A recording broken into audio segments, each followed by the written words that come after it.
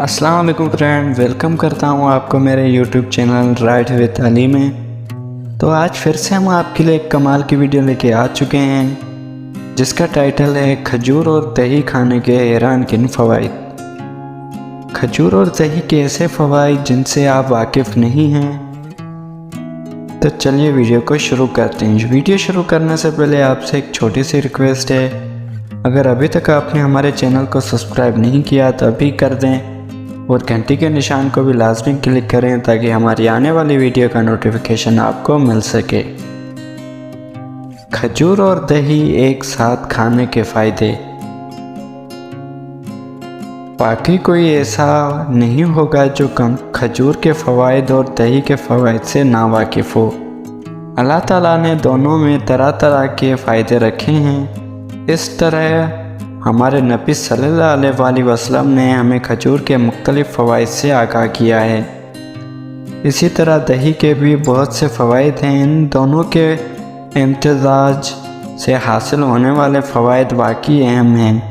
120 gram کھجور لیں، فی الحال ان تاریخوں کو مکمل کریں اور ان کے پٹس کو ختم کریں، بیجوں کے ضائع کر دیں اور کھجور کو محفوظ کر لیں۔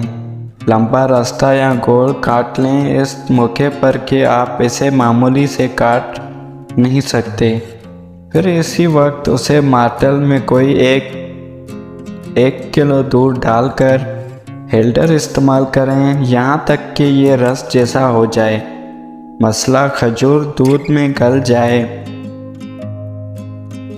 اس وقت اس دودھ میں 1-2 چمچ دہی ڈال دیں۔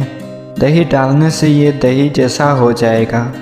جب 24 گھنٹے میں دہی بن جائے آپ اندازہ لگا سکتے ہیں کہ دہی کا ذائقہ کتنا لذیذ ہوگا۔ لیکن یہ فوائد کے حوالے سے بھی حیرت انگیز ہے۔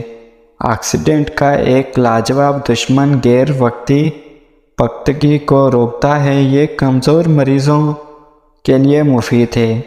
زبردست انتظام پیٹ کے مسائل کے لیے مفید ہے۔ جگر کی صلاحیت کو درست کرتا ہے۔ حقیقی مزدوروں سے تھکاوٹ دور کرنے کے لیے شاندار ہے۔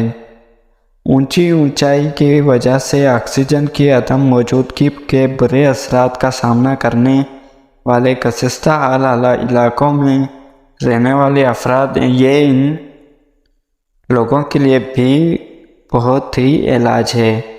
آپ کو درخت تیار ہو کر رمضان کے اوقات میں ایک بار ضرور استعمال کرنا چاہیے۔ اس سے بنا پر کہ دہی کو استعمال کرنے سے آپ جلدی کر لیں گے۔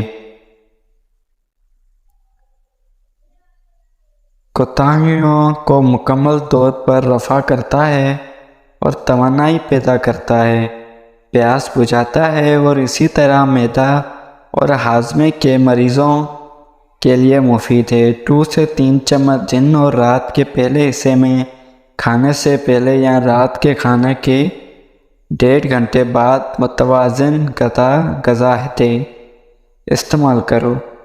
رمضان المبارک میں سحری اور افطاری کے بعد استعمال کریں اور مرکب کو ٹھنڈی جگہ پر رکھیں، یہ کام نہیں کرتا۔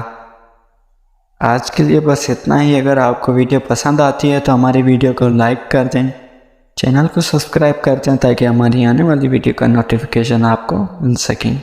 الوداع۔